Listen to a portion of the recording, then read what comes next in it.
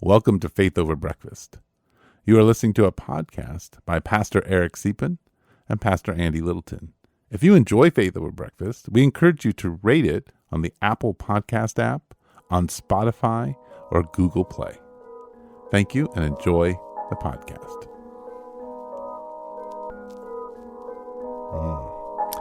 Welcome to Faith Over Breakfast.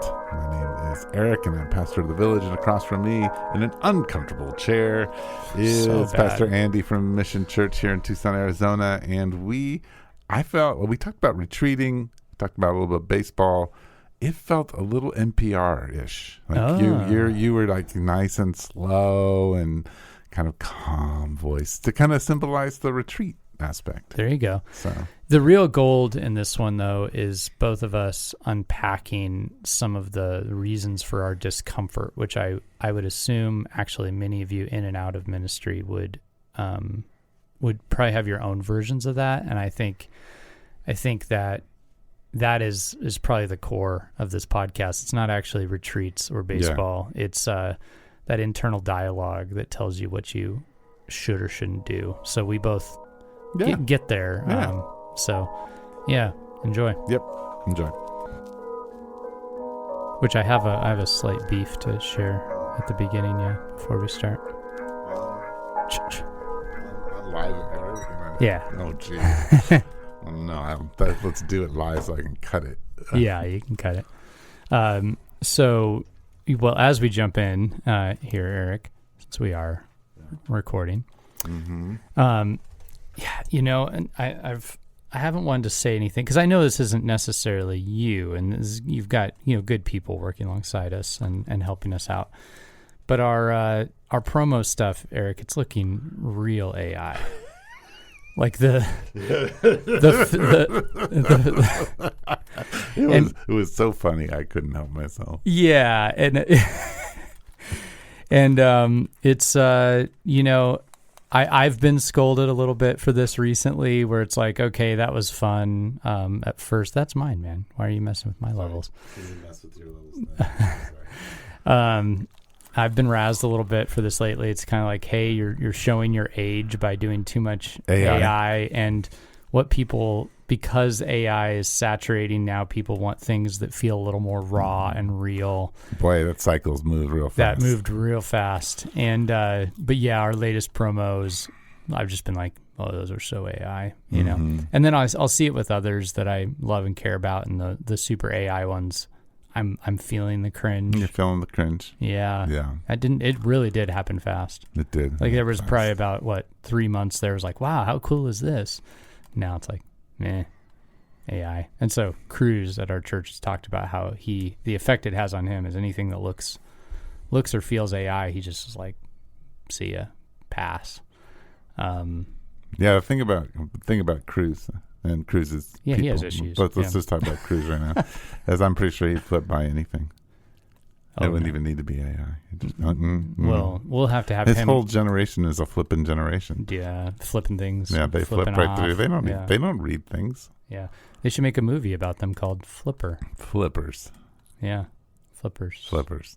Yeah. Yeah, no, there's the problem is that there's like a growing group of people in his age group who are like, serious about like this non-AI analog life, but it's still only like 10% of them. Yeah. Well, and still, I mean, not. I think Cruz gives that critique, and he's well aware he's still very much on his phone and using AI. Right. Yeah. So, in fact, he sends me. It was sending me AI modified pictures. Yeah. For sure. Yeah. And he's the one who introduced me to it. Any email you get from him is, but his thing is, but you shouldn't be able to tell so easily. You should do the work to fix it and make it better, which means in the AI world now, you have to have a more expensive subscription so that you can tweak your photo 1,000 times. Whereas if you're, like me and you just want to go free, you only get 3 shots at it. So. Oh, well, I have a paid subscription. Yeah. But not me, man. I'm holding out. But I don't think, you would, even Adobe I mean, you can't. Yeah. It's AI integrated now. It's just like AI is everywhere. Oh yeah, it's everywhere. Yeah, which is fine. Anyway, speaking of AI and technology and all these things, you again want to talk about baseball, which is well, I think it's a good trend here. We'll talk about baseball until we have 0 listeners. Okay, so speaking of things that have changed lately, and then I've been on a couple retreats, and I threw out that'd be interesting to talk about being on retreat again. To bring our listeners down to 0. well, maybe not. Okay. Maybe not. All right. Because I've got some thoughts. I'm a little. I've got positive thoughts. I've got mixed feelings. I'm actually curious what it's like for listeners to hear. Like my pastor was on a retreat. I have a feeling some of them are like torn on that. I don't know. They'd say so. Well, I mean, I think the people who go regularly on vacation aren't torn by it. They understand. They value that. Yeah. But those who aren't either don't feel like they should do that or they aren't able to might feel a little differently. Sure. Yeah, so I think I want to talk about all that. Yeah. So anyway, clearly we should start with baseball. What's on your mind, Eric? Not that's on my mind. I just made a comment. It's All-Star break, right? Or it was? It was the first game of the second. It's not exactly the second half, but the post-All-Star game happened yesterday. There was one game yesterday, Mets and Phillies. Right. Phillies got upset, which is nice. Did the Cubs make any moves to get the trade deadline? pitching? The trade deadline is not until a few days into August, and so very few teams have made any kind of significant moves. What is evident to me is that pitching is all that matters. It matters a lot. Matters a lot. I mean, you got to catch and throw, but most people who are professional baseball players can catch and throw. Sure, yeah. Hitting is also significant. It is significant, but it sort of feels like pitching, once you get to the postseason, it's like defense in basketball. Like defense doesn't matter as much in the regular season as long as you're playing enough of it to win yourself into the playoffs. And then once you get to the playoffs, and in baseball now, the strategy gets weird in the playoffs where it's like they call it very matchup based. So you might have the typical closer, the 103 mile an hour, guy who ends the game might come in the 6th inning. In the playoffs because the meat of the order is up in a really critical moment. And so the managers will just deploy whatever pitcher they feel works and kind of don't go by the old school rules, old school rules was your starting pitcher goes as long as they possibly can and then you help them out in the end. They don't really do that anymore. Gotcha. Yeah. So, I mean, there was a Cubs playoff game last year where one of the late relievers started the game, pitched an inning. Another guy came in, pitched like 4. I think the closer came in after that. I mean, I might be mixing up some games, but it was weird. In the playoffs, they do that stuff. So there you go. That's all I was curious about. So a little bit. The Cubs need some pitching. The Cubs health report right now is that their offense is either amazing or ice cold, and it's been looking up. They've got all the right people, all the right. There's really nothing you can change as far as the fielding and offense. There's not a lot worth messing with. You just have to hope they play up to their potential. Yeah. But pitching, we have so many injuries that that's the main thing. But so many people we thought would be starters that are out. So they need starting pitching and relievers. Mm-hmm. So currently the closer is hurt. Several of the relievers are hurt. A couple of the relievers that aren't hurt just don't look as good as expected. Several starting pitchers out. But Cubs are kind of trending up toward, coming into the All-Star break. They're the first, they're the top wild card seed, which means that they're not leading their division. The division leader is not a wild card. So the Brewers are, the Milwaukee Brewers are leading the division, but the Cubs are within 5 games of them, which is a lot closer than they were. Brewers seem to be trending down. Cubs are trending up. Interestingly, the Diamondbacks, speaking of your son's new team, they all signs have pointed to them giving up this season, but then they did sweep the Dodgers, right, which is the best team in baseball, right before the All-Star break. So that throws a little wrench in things. Like, what does it mean if you can sweep the Dodgers? Do you hope for more of that, or was that lightning in a bottle? I don't know. Stay with us. We'll be right back. What does it mean to live a life of faith? What does it mean to live as a Catholic Christian? Hi, this is Bishop Kevin Sweeney, host of the podcast Beyond the Beacon. Join me as we unravel and discuss the mysteries of our faith, of the church, of living as Catholic Christians. Be inspired by engaging interviews with priests and seminarians, deacons, religious, women and men who live the life of faith day by day here in our Diocese of Paterson, in food pantries and classrooms and parishes and ministry. How is God working in their lives today? How is God working in our lives? Join me as I ask them and be part of the conversation on Beyond the Beacon. Listen and follow Beyond the Beacon wherever you get your podcasts, or watch it on my YouTube channel. Please check the show notes for more details. Thank you and God bless you. Yeah, well, this baseball moment has been brought to you by Somebody. Elliot Stephen. Yeah, he said he listened to it, and I said, "What do you think?" He said, "Well, that Andy guy, he's kind of funny." Oh, so, nice. So you got a good shout out. But we are here to talk about retreats. Yeah, and how you should not advertise your retreat with AI. Yeah, don't. That would really not feel Let's right. Start there. Yeah. If you're gonna host a retreat, don't advertise it with AI. So the question I have is that you went on 2 retreats. You really indulged. And 2 retreats. Now in like a 2.5 week, like a 2 week span. Now these are 2 different kinds of retreats, I'm assuming. Yes. One's just with a group of pastors. That's the one you Yes. just got back from. Probably not a lot of agenda, just to as relax, little as possible. enjoy each other's company. Yeah. Be in Greer. Yep. And then the other one, I don't know anything about. Yeah, which is at a monastery, the monastery where Thomas Merton. The silent. Silent. A day of silence. Now, normally these retreats have more silence, but this was one in which we were discussing silent retreats. So we had one day of our own silent retreat, and then we did some strategizing and kind of building some things to host them in other parts of the country. So I'll probably host them here in the Tucson area from time to time. But it's follows the monastic rhythm. They prefer a Trappist monastery. That's kind of the trick down here. Is the only one we have is I need to go investigate it. I just don't. It's not. There are no monks at the one nearby. The Trappists are the more strict, but following their rhythms kind of gives a structure that you can just lean on. Okay.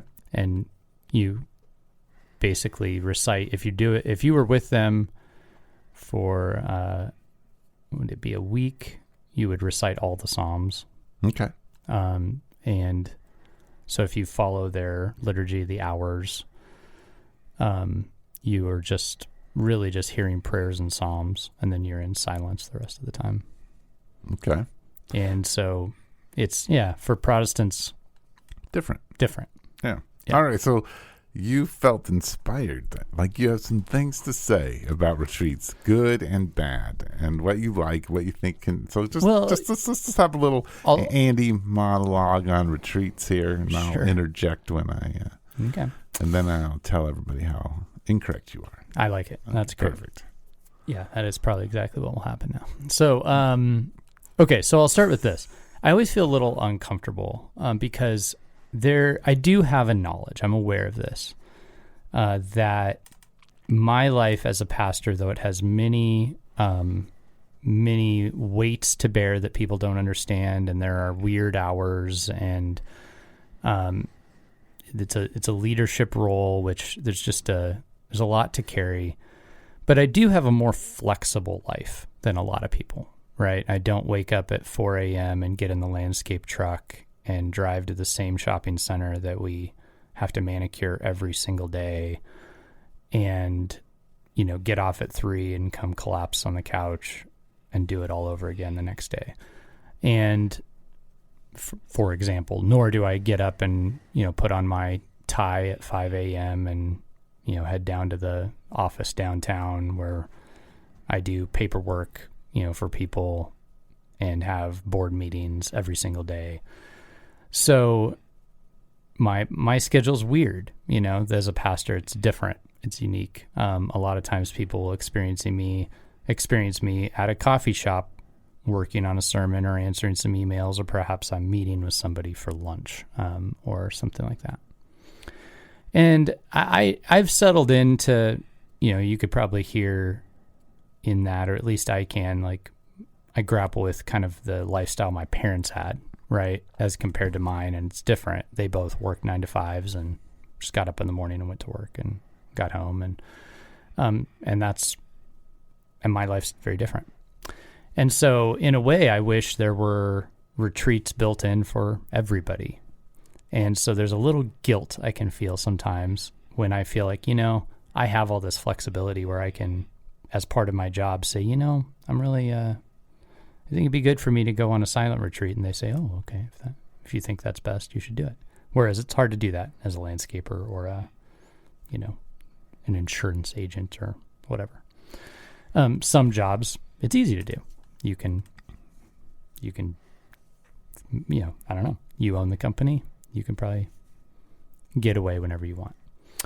So there's a certain, I feel like there's a necessity, and some people probably see that pastors have a lot on their plates or on their hearts, and it's good to be away with God. I assume some people don't really get it and go, I don't know, why are you off at a beautiful monastery? Like, don't you just spend time with God all the time, And then, I think I grapple with it. I think I grapple with it too. It's not just what other people think. Like, sometimes I'll think, is this really is this good? Is this what I need? I think I need it. I feel better after I do it.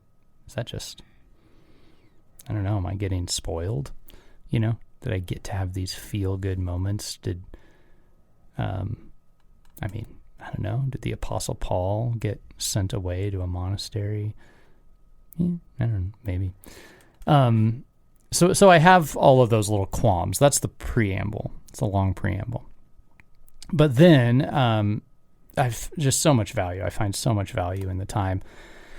And so, the time away at the monastery and the Psalms, I did things like I journaled during the silence. I took walks. I prayed. I did some drawing that was like intentional, like meant to kind of just let me meditate on. I drew Thomas Merton's grave, just his stone, just really slowly. But the point of that was to kind of think about a person who has gone before and sought to follow Jesus, but here he is under the tree, in the ground, and drawing that headstone for about 2 hours. There's something about that. I don't normally take that kind of time. And then I drew a large Kentucky coffee bean. Just spent about an hour and a half on that, and just thinking about something in the natural world that's beautiful and complex and unique, and it's poisonous when it's raw, but it is good for you when it's cooked, and just kind of all this interesting stuff that I learned about it by kind of slowing down and drawing it and looking it up and thinking about it. And I don't do that much, and I think that was just really valuable. And then hearing the Psalms with the monks, and one of the coolest things was the saint, and I'm forgetting which saint it was, that was kind of highlighted for the week when we were there in the calendar for the monks, was every time they mentioned the saint and did the prayer, they prayed for the pastors and all the people that they shepherd all over the world. And they didn't specify denominations, and they just kind of felt like prayed for. And one time I woke up for vigils, which is the one at like 3 a.m. I usually skip vigils when I've gone on these because I'm just not good at going back to sleep. But we had all promised that we would do all of them. So I woke up, but I had this bad, really like kind of dark dream about our church at night. And then I woke up for vigils and just thought about these monks that wake up, and they were praying over the church in the middle of the night.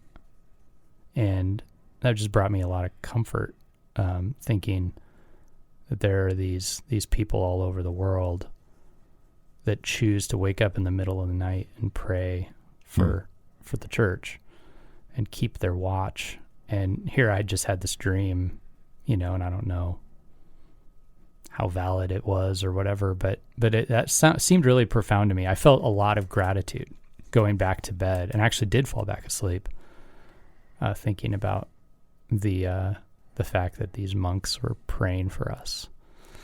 That was pretty cool. And I don't have experiences like that normally, right, in my day-to-day life. So my final thought before I let you interrogate me is I actually think part of what maybe there are a lot of retreats out there now, and I thought, yeah, but modern life doesn't make space anymore. We have to put a lot more effort into it now. Vacations aren't vacation. Vacations are hectic usually, like for most of us. We don't commute slowly. We don't commute quietly anymore. On the weekend, we don't just lounge around the house quietly and in conversation like the Greer experience with the pastors. I've known these guys for years, but only in these moments when we set aside time do we just sit around and let the conversation go where it goes, and it always goes well. Like so far, even hard well. Like even if it's kind of like, ooh, this is a tough conversation, but really meaningful. And so part of me just thought maybe all this, even though it can feel a bit much, it's not. These things used to occur naturally, and now they're just so unnatural. It feels weird, and we need to put in more effort to have these things that used to just happen. Anyway, Andy's monologue. Meandering monologue. So, in your text message, you were going to tell me what you thought was good and what was bad. I was thinking, like, I was going to get here's the sort of the good retreat. Like, this is what would be useful for someone. This is what I like about retreats. This is what I don't like about retreats. Sorry to let you down, man. Instead of guy that like angsty, I'm not sure what to do with this retreat thing. Well, by the way, this is always where my mind is on everything. Yeah, angsty, well, and I can never just, things aren't simple to me. It's not just retreat good, being back home bad or something. It's never that. To me, it's always like there's this wrestling match I feel like I'm in pretty consistently. Even, I go to a baseball game. Should I really be going to a baseball game? No. Should I really be doubting I'm going to a baseball game? Why are these things so complicated? That's just how my mind works. Things aren't simple. So you're like, should I be going to the bathroom right now? Should I not be going to the bathroom right now? I don't know if should I hold my peace or not? It's a very complicated. It's very complicated. Yeah. Yeah. So my brain goes when I listen to you talk. I'm like, so what is it about other people that you need to worry about what they think are experiencing about you? Oh, because I'm judgmental. Of yourself or them? Everybody. Because it seems like you're really worried about what other people are thinking. Yeah. Well, no, for sure. It really is that. It's because I harbor those thoughts, and I'm always processing them, like, just thinking about, others, and is that really what they, I don't know, the mega church pastor, are they really in this for the right reasons? Sure, there's some. The uber conservative, are they really conservative, or is this just their way to get a platform? Sure. Like I am prone to judge other people and their motives, and so I easily assume the same is going on in reverse. And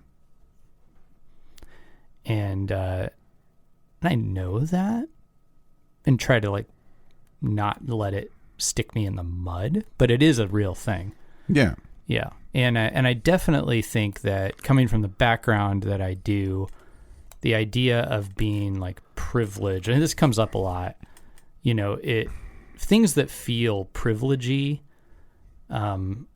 make me uncomfortable. I also need them. I mean, I've had a burnout and, got stressed to the point of losing chunks of hair. Mm-hmm. And something like that, you finally go, so something's got to change here. Yeah. And one of the things I've learned as I've explored that is I need times of respite and to some degree, temporary detachment to process. I mean, part of how my mind works. Sure. Of always wrestling with things, I need to go away to places where I can wrestle and then return. And if I don't, I get very overwhelmed. And I know that, and I believe that, and that's important, but it still does feel a little bit like a privileged position to be able to do so. And that is something that I wrestle with.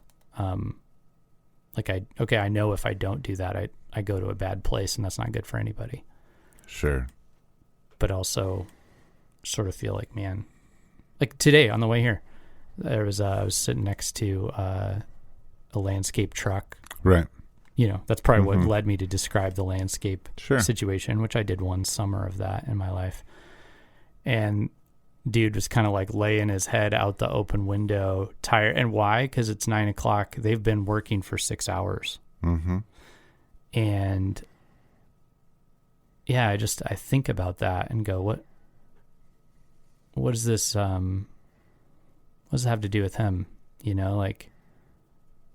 If the Christian life is for him, and it is, is this inaccessible to him?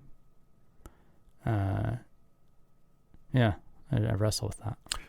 So I don't ever see Jesus worried about that. In fact, Jesus is on a trajectory to constant rest and escape, right? And because people are always around him. I agree. He's looking at his disciples saying, man, you just did a bunch of ministry. You need to get away. You need to do that. And I've always perceived that as being a bit surprising to people around him. Maybe not. Yeah. Yeah, I don't think so. I think people either enjoy and accept what you give them and trust that you are going to do what you need to do so that you can continue to serve and care for them. And so they're willing to allow that, because even if they don't have it, because they don't actually think I could do that job most of the time. Most people are not I want that job. They want you to be healthy so that they're not having to deal with your emotions that are negative, right? Most people are just I come to this church because you are leading, shepherding, and caring for me. And so if you got to get away for a week, get away for a week. Yeah. And then you're going to teach me some things about rest, which I can integrate into my life. It's probably not going to look like you because I have a different job. So I think there's that part of it. Yeah. I think the other part is, and I'm going to sound real, this probably maybe we cut this out, or we just beep a long beep here. We can have a little picture into Eric's brain. I think if you were sitting across from me and you're look, man, I'm pastor of Mission Church. What is Mission Church? It's 80, 90 people, and I make $200,000. a year, and I need as much rest as I can possibly get. I'm like, I think we need to talk about what's going on here, because you're probably taking advantage of the people. Like they are really financially putting out for you and really want you to be their pastor, and all you can do is like think about retreats or whatever. And it's not that a person making that much money shouldn't have retreats as a pastor. My point being is, you have already stepped forward in your community and said, I'm serving financially, I'm serving all these different ways. And so I got to get a way so that I can effectively serve. So you're not taking advantage of people in order that you might go do something. So when did I get that raise? I'm trying to figure that out. That's my point, is that you don't make that kind of money. And I think money is, like, as pastors, we don't want to talk about money. Money. Sure. But the way that your church compensates you. Now they compensate you with finances. If they can't compensate you with finances, then they compensate you with flexibility and time. Yeah.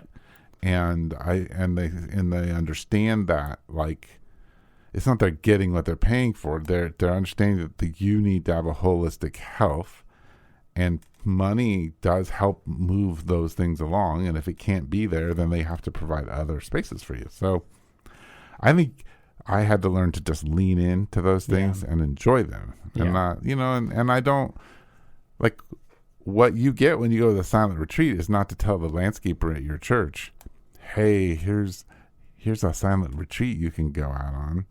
It's, I learned these things about silence and about rest, and you can integrate a little bit of that into your weekend when you're not doing, whatever. Like you can integrate this thing that I've learned that will help you connect with Jesus, and they can live in your story, your story of the getting up at 3 and hearing the Trappist monks, pray, and like, oh, now they know that there's these people who are doing this, and our pastor engaged with that, and they live through that a little bit, because that's what pastoring is. Yeah, it's good.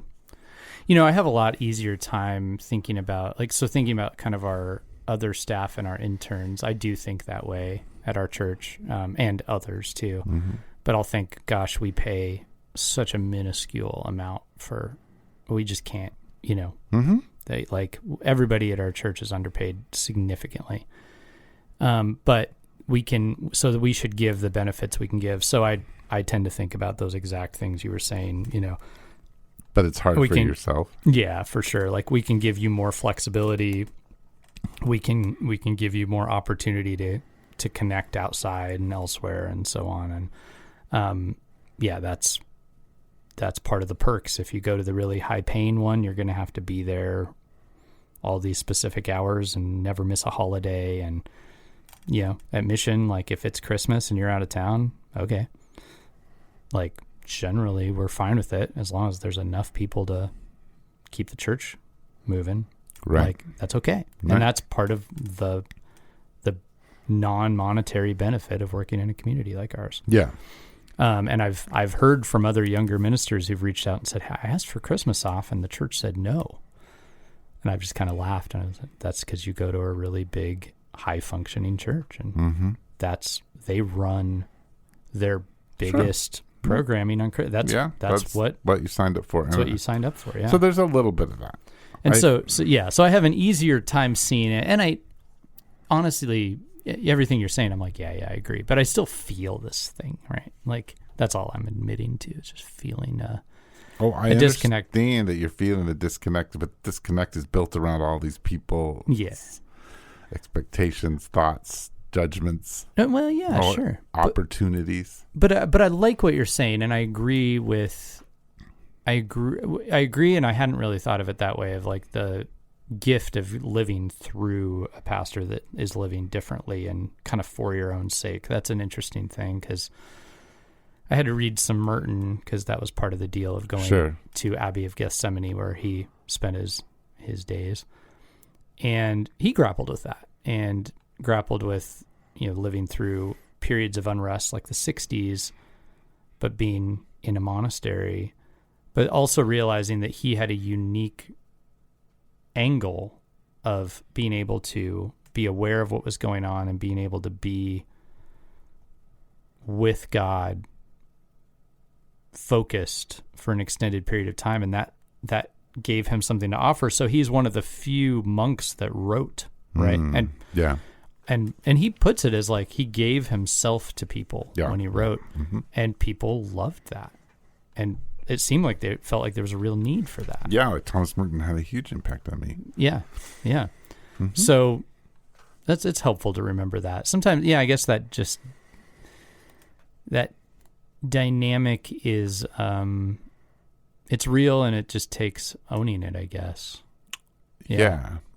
Well, I think the other thing is,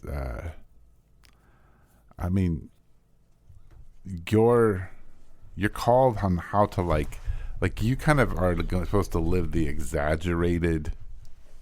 Yeah, you got the uncomfortable chair. We had to switch over because we recorded a new song and a demo in here, and my wife needed that chair without arms so she could. I was feeling like something's different. Something's wrong. Yeah, I need to roll it back. Sorry about that. So yes, Andy's been shifting around because he's uncomfortable. We don't have it on camera, but we will have a camera someday.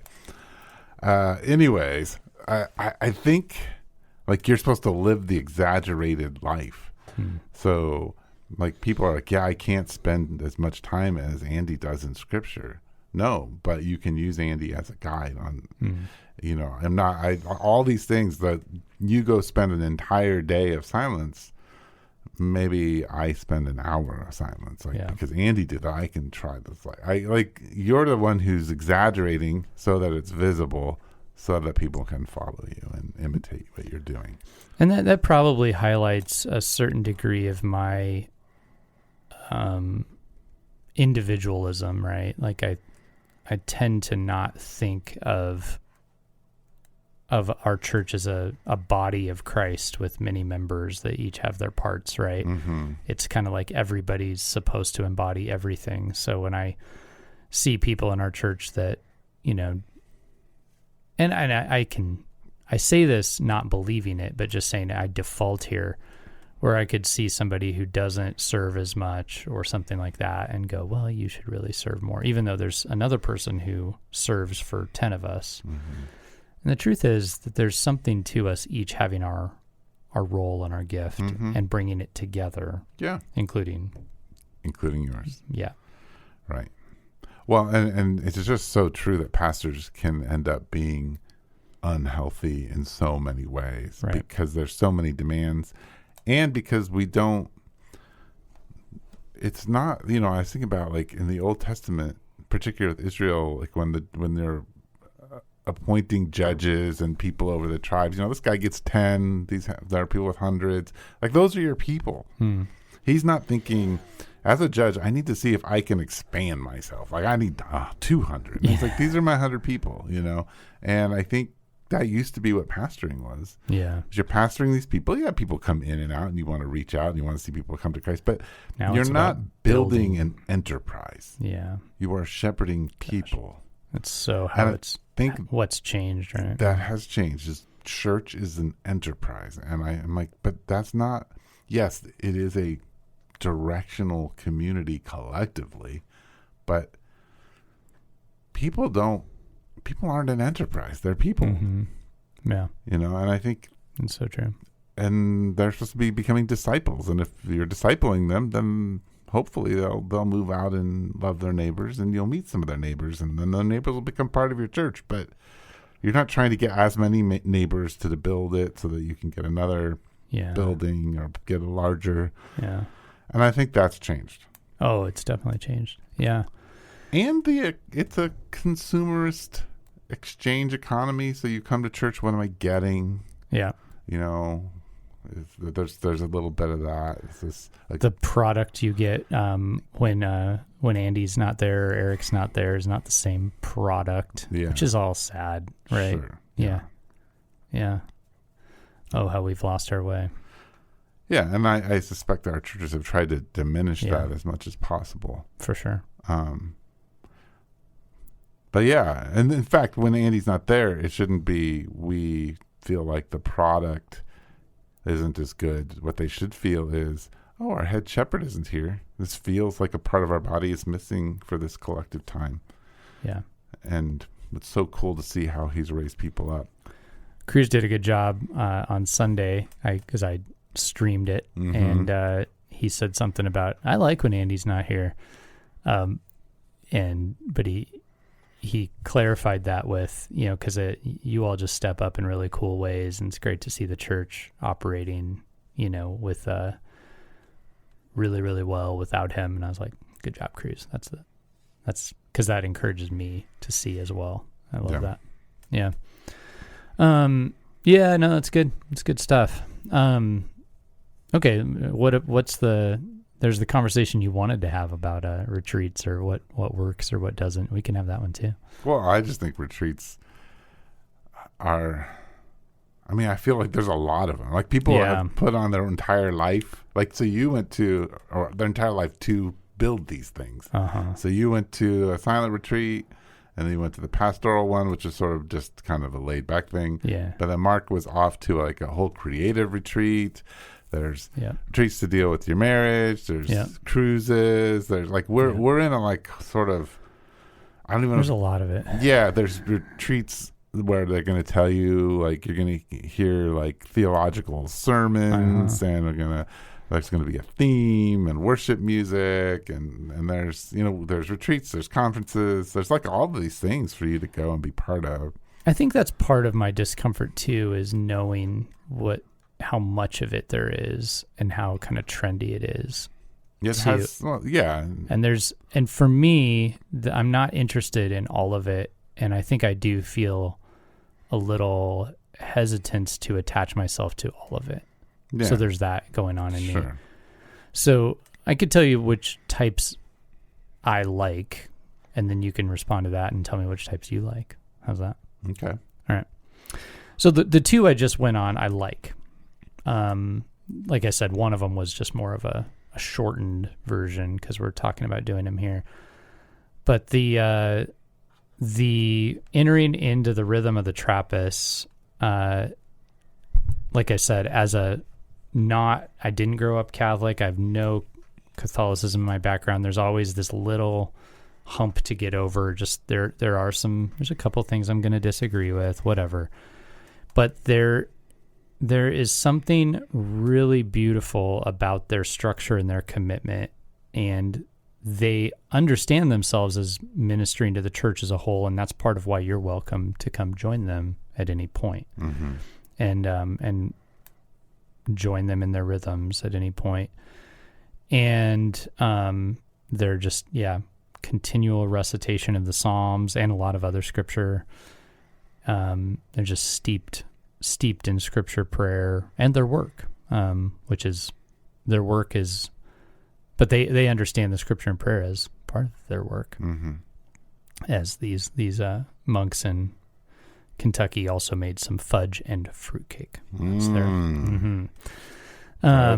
and fruitcake. Fudge and fruitcake. Nice. Yeah. And but I have really appreciated that, because it's just, you go into a grand silence, long period of silence. The only words you hear, or I should say, the only words you speak, other than the excuse me when you bump into somebody coming out of the bathroom, on accident. The only words you speak are scripture, together. And that's just so different than my life, than pastoring often, really. And just such a breath of fresh air, and such a reminder of what's most important. And I've found that it's also unlocked a lot of prayers, a lot of realizations, a lot of gratitude. Like some of the Psalms that have become precious to me on those retreats have gotten integrated into things at our church, even subtly. Some of them have become really important to me in my life, and so that's top tier for me. Number 2 would be what I did with the pastors from here in town, which I would call it the more like the retreat from work, but communing together with people who just have a similar life. Mm-hmm. But I love to take those pastors away and say that there's no book to read, there's no lecture, there's no, like, we're going to just, if we need to talk, we'll talk. If we need to go fish, we go fish. If you need to take a walk with somebody, you can take a walk with somebody. If you need to take a walk by yourself, you can walk by yourself. But there's no expectations, and you do not have to do anything. And every time we've done that, especially with the group here, now we took our Christian Reformed classes group, and I felt like it was way more difficult with that group. And I think the difference is with that group, there were a lot of like shared responsibilities that felt like they were supposed to be being done or something under the surface, or like relational issues that felt like they should be being talked about. The group here in Tucson is a voluntary group that the commitment is to become friends for the sake of God's kingdom. Yeah. And I think it's really happening. And every time we've gone with them, and this time was exactly the same. There's a group that has decided they like to sing old country songs.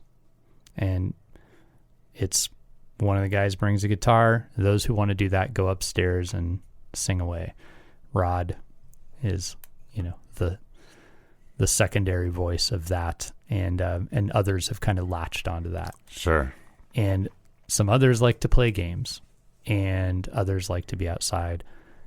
But at points, we're just all around a table or all lounging in the living room, and the topics go wildly different directions. Sometimes it's like almost every time there's been something really deep and personal and meaningful, like whoa, this never would have come out if we hadn't been here. Almost every time there's some theological debate where we kind of get to like razz each other a little bit on, the inconsistencies of confirmation or whatever, but with like good spirits. Right. And then almost every time there's been a conversation that's just so stinking stupid and meaningless that it's just got us rolling in laughter. And you wouldn't have it if you didn't just go out in the woods for 3 days. Yeah. And those have been such refreshing times to me, because I feel like I just don't have a lot of that space in my life anymore. Maybe some people do. I don't have a lot of spaces like that. And also with a group of people who know what my life's like. Right. We don't even need to talk about it. Right, because we all live the same life. We just get it. That's really, really cool. So those are the two I did this week are my two favorite. Interesting. Yeah. How about you? Well, I was thinking as you're talking, there are there are 4 retreats that I've been on that I enjoyed. Yeah. And are more meaningful, and I would go on them again. I'm gonna quick caveat. If we're including things like conferences and some stuff that calls retreats, I've been on many I have not liked. Yeah.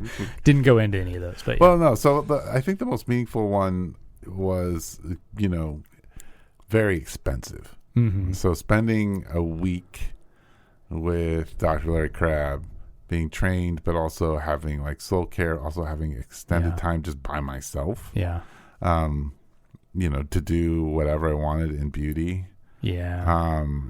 That sounds like really good food. Yeah. To meet people who are all in the similar mindset and be with them for like 5 days. Yeah. So that was super powerful, life-changing, really profitable for me, profitable for my church, profitable for Mark, who came with me. So that was a beautiful, beautiful retreat. That reminds me of that one I did in Puerto Rico a few years ago. I feel that way about that one. It's just so sweet. Then this is not even a spiritual retreat. Just going with a couple, like with another couple, my wife and another couple, to a board gaming conference, where it's just like we're playing tons of games. We don't need to actually get to know any people, but we get to know game designers, and so we're just talking. It's just fun for me. It's fun. So there are lots of different things like to go do that, whatever it is, like that kind of retreat with your friend and having fun and laughing and eating together and talking about life, and it's just kind of free flowing, no requirements, nothing like that. That's been good. The other retreat that I wish I could go back to, it was not really a retreat. It was more the conference one. And that is a conference where the people standing up in front of me are not, they're here to give some information, but they are giving like their heart and soul. Like it's so authentic and raw and honest about life. But it's still staged as, you know, you have the speaker and you've got music and you have some breakout groups, but the rawness and honesty of it all and the like, I went to one retreat which was life-changing like that, and I've never been to another one where the speakers were so like honest about all the brokenness, honest about how things aren't working, honest about what they think things are happening in the world, and then all of that like kind of melded with creativity. Like that's a pretty powerful thing to just be caught up in. Yeah. So that, and then anything like your silent retreat. I mean, even like my parents learning to love the master have been. I have a similar experience with learning to love the master. Where I just have extended time by myself writing, but then like because my community's there, like we're staying up late playing board games, laughing, doing things we're not pushed together for that long of a period of time. Yeah. Where we can just be silly and there's no like, oh man, I got to go home to the kids, or I got to go home to this.